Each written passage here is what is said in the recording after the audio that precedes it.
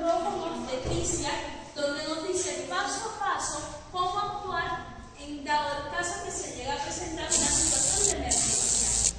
¿Cuál es el objetivo? Que todos y cada una de las personas que se encuentran presentes acá como trabajadores de la salud pública sepan qué es un código rojo, en qué consiste y cómo cada uno va a funcionar cuando se llegue a dar un caso de una hemorragia obstétrica que comprometa la muerte, la vida de la madre.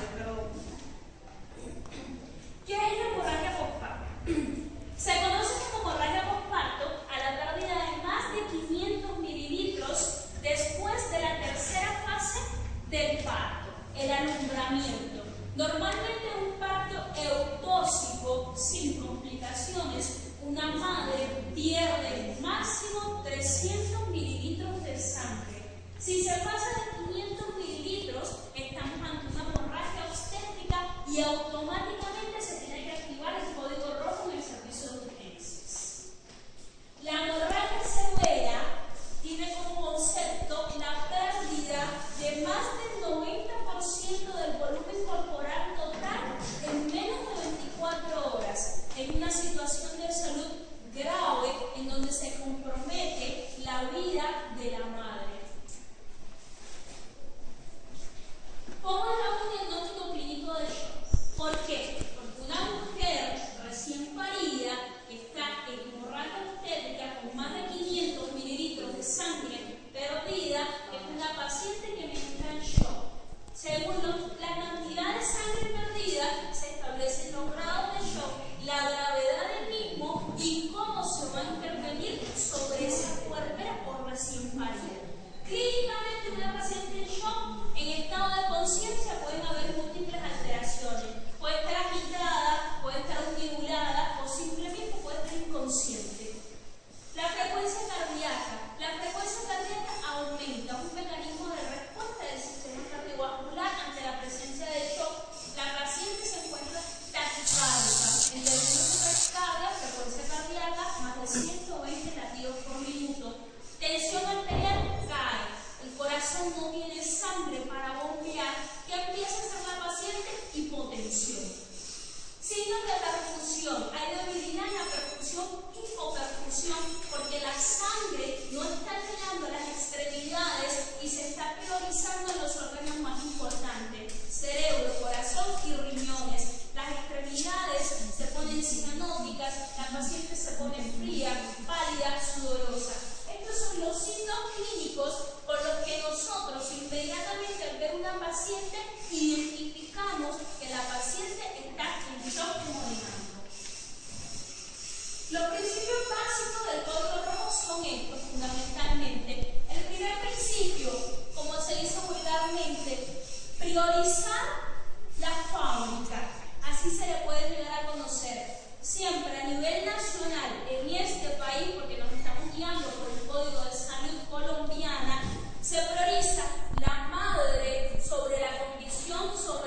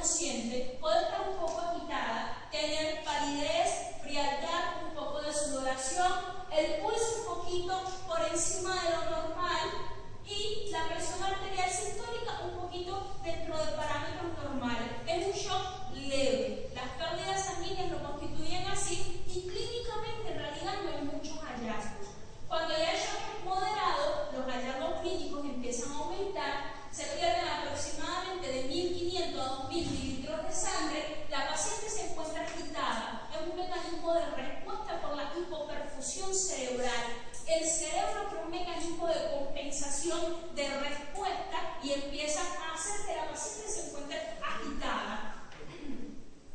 El pulso aumenta un poco más y la tensión arterial sistólica empieza a disminuir. Cuando ya el shock es severo, constituye aproximadamente la pérdida de más de 2 litros de sangre. La paciente está movilada, somnolienta, estuporosa, inconsciente. Es el shock más grave y que lleva en segundos la muerte del paciente.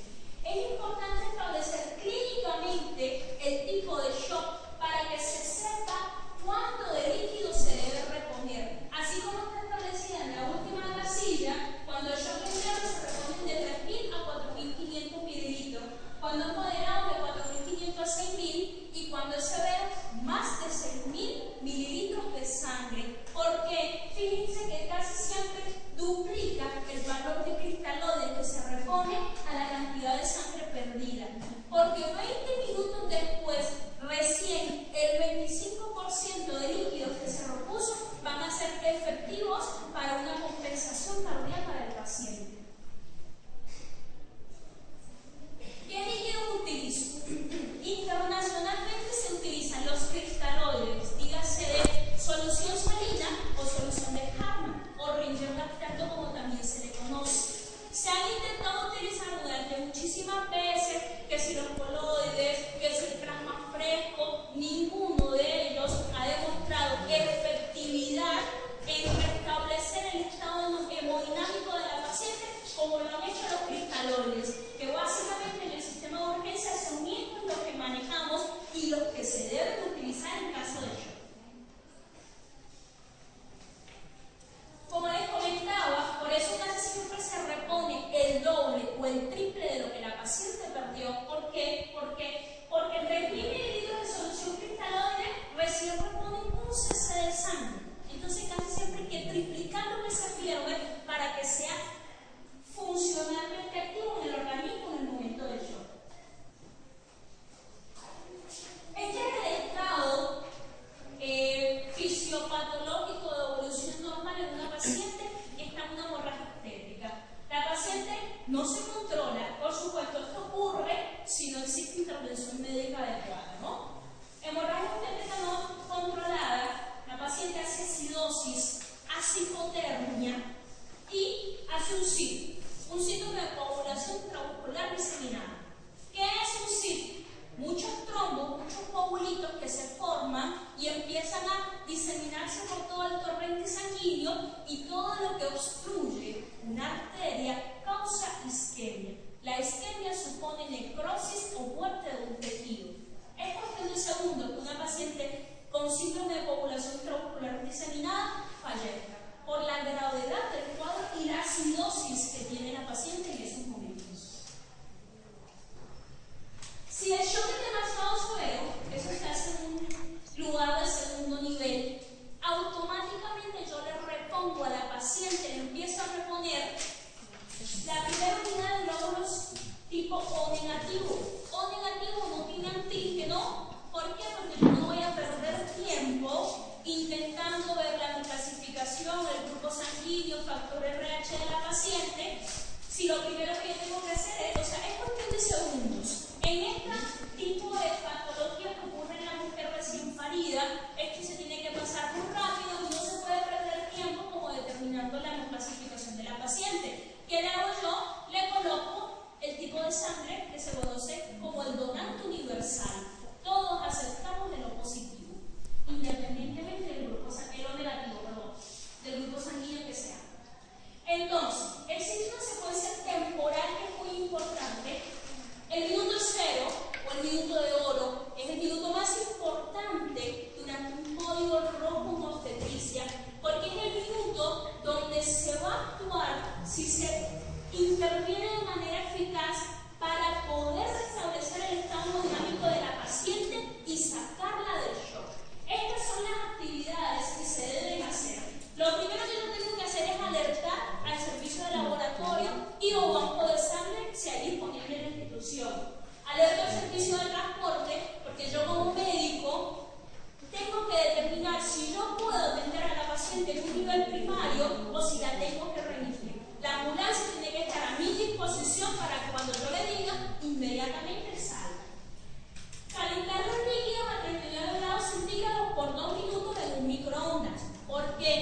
como bien se ha explicado en la diapositiva anterior, la hipotermia es una de las consecuencias del shock. Y la hipotermia también causa deterioro del estado hemodinámico de la paciente.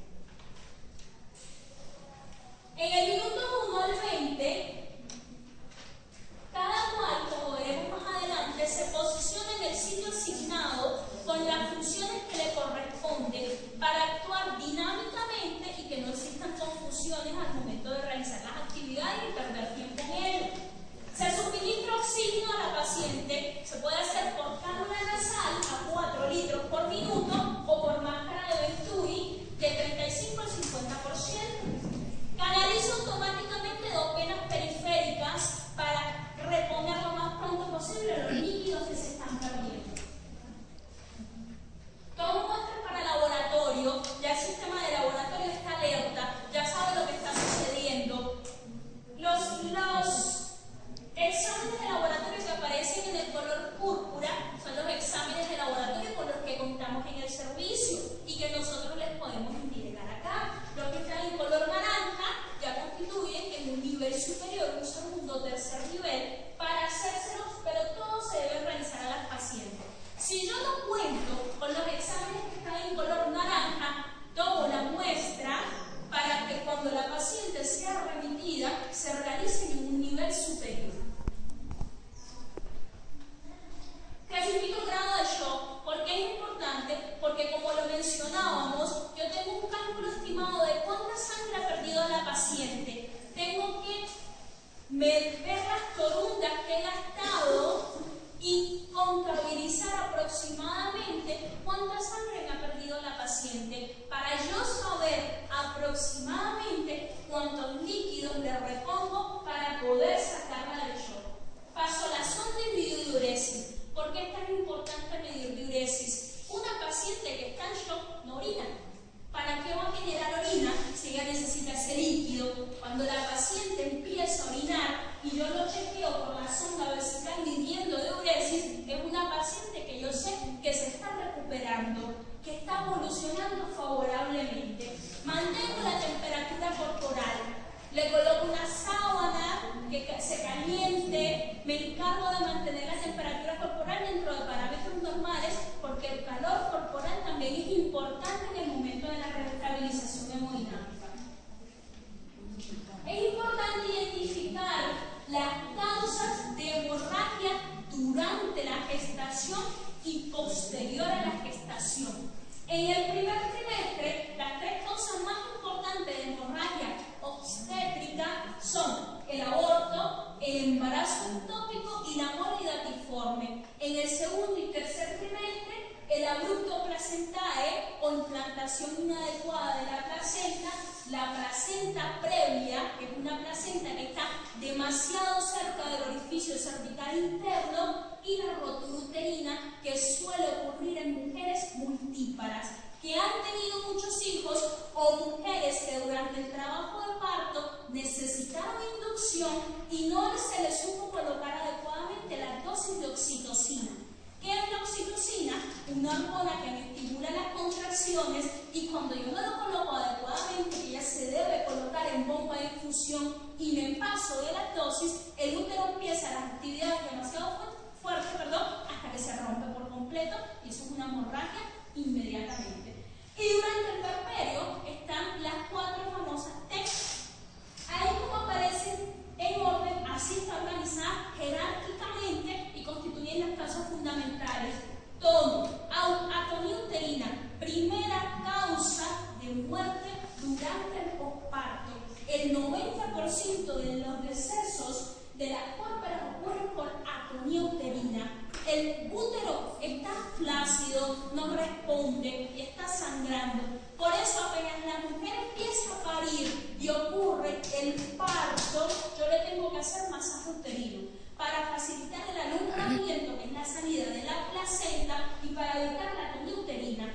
Por eso, durante el puerperio inmediato, que son las primeras 4 horas de la mujer haber parido, cada 15 minutos yo le tengo que hacer masaje uterino a la puérpera para evitar esta patología.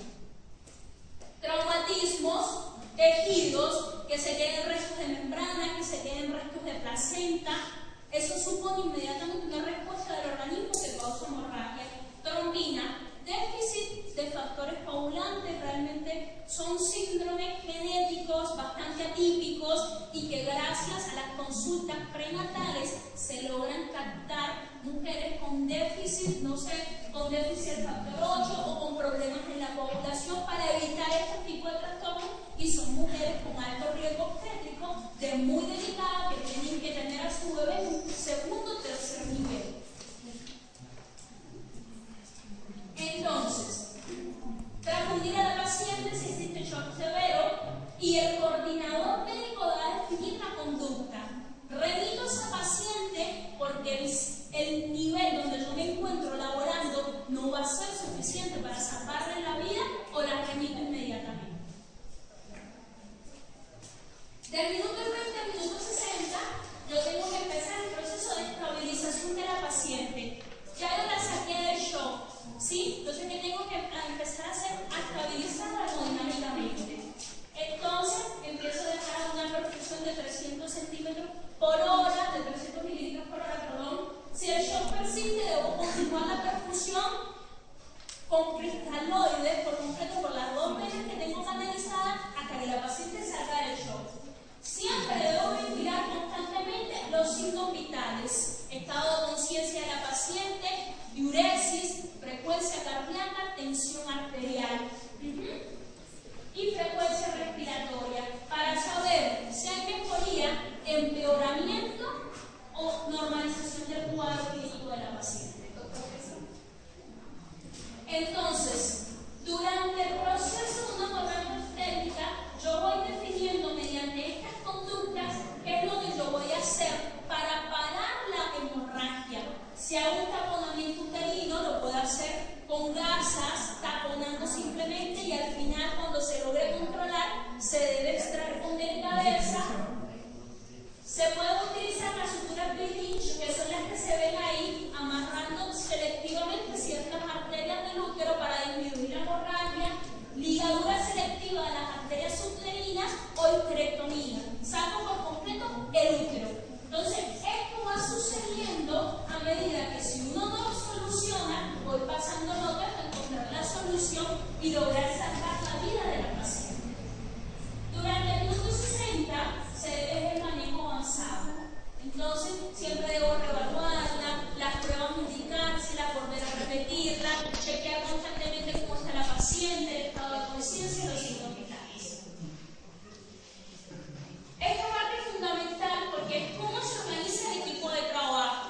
¿Por qué? Porque si nosotros no logramos identificar adecuadamente cuál va a ser mi función durante un código rojo activado, todo va a ser un caos, y por más que uno intente ayudar, realmente no se va a resolver mucho, porque realmente se están haciendo las cosas mal. Entonces es importante que se organice el equipo de trabajo para lograr obtener un trabajo efectivo y dinámico en equipo, donde cada quien sepa cómo hacer sus funciones y cómo desenvolverlas. El coordinador médico es el profesional con más alto rango y de experiencia durante la activación de un código rojo. Si yo lo encuentro en un segundo o en tercer nivel y está el ginecobstetra más experimentado, ese va a ser el coordinador médico. Si yo me encuentro en un primer nivel y todos somos médicos generales, se va a establecer como criterio un coordinador médico, por supuesto. ¿Qué debe hacer el coordinador médico? Se posiciona a nivel del útero de la paciente. Él tiene que estar ahí, evaluando, haciendo masaje, e importante y fundamental, buscando la causa de la hemorragia. Porque si yo no sé qué me está causando una situación, realmente no la puedo controlar efectivamente. Establecer, según como hemos visto anteriormente en las causas etiológicas,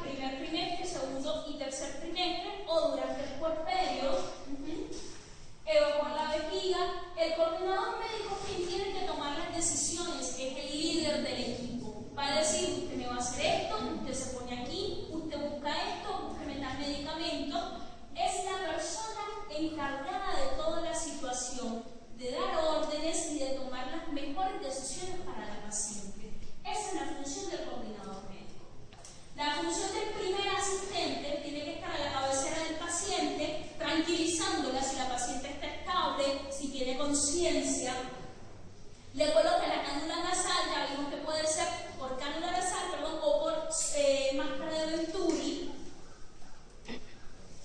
Va anotando los eventos con registro de tiempo. A las 8:20 pasó esto, a las 8:50 el médico dijo que hiciéramos esto, a las 9 de la mañana se tomó esta decisión, y siempre debe colaborar con el coordinador médico para la realización de los procedimientos. Esa es la función del primer asistente en la cabecera de la paciente.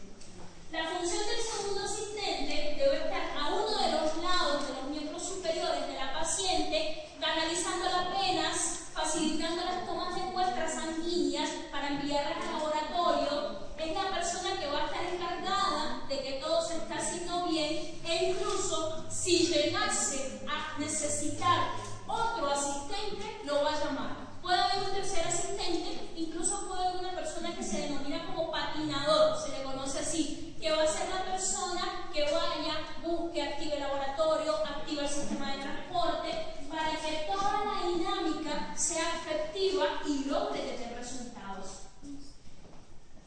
Existen ciertas situaciones especiales donde yo debo pensar efectivamente, o sea, qué es lo que voy a hacer, cómo voy a reponer líquidos, que no, o sea, en lo que esta capacitación y todo el contenido que hemos visto con anterioridad no puede ser aplicado a estas personas. Mujeres cardiópatas con insuficiencia cardíaca congestiva, pacientes que se encuentran en un estado de deterioro o pacientes con padres pertenecientes a ser testigos de Jehová. Eso casi siempre es motivo de discusión entre nosotros los médicos, pero el Código Rojo a nivel nacional establece que lo primero que tiene que hacer es salvar la vida de la paciente. Si la paciente necesita sangre, se le repone sangre. Después se ve cómo se resuelve la situación. Estos son algunos de los medicamentos que se utilizan durante un código rojo. Los líquidos son medicamentos porque son sustancias que me reponen volumen y me están salvando la vida de la paciente. Es el ítem más importante durante la reposición y la activación de un código rojo. Está la peperidina, está el diazepam. Esos tipos de fármacos solo se utilizan cuando son estrictamente necesarios en estados donde la paciente está demasiado agitada, demasiado alterada, pero siempre hay que tener en cuenta que estos medicamentos me deprimen el sistema nervioso central y realmente yo no puedo evaluar cómo está la paciente. Me la colocan en un estado donde yo no puedo evaluar clínicamente si hay mejoría o empeoramiento. La oxitocina, uno de los fármacos más importantes, porque la oxitocina es una hormona que estimula las contracciones uterinas, es una hormona que se creó artificialmente, y la oxitocina incluso a todas las mujeres recién paridas, para facilitar el alumbramiento y evitar la atonía uterina, que es la primera causa de hemorragia obstétrica, se le colocan 10 unidades internacionales de oxitocina intramuscular. Por la posición de la dicotomía que está en la paciente, casi siempre se coloca en el cuádriceps. La metilhermonomina, si yo no resolví con la oxitocina, le pongo 0.2 miligramos endovenosos en una infusión a la paciente, hasta que la paciente resuelva el caso. Y así hay muchos medicamentos, el bisoprostol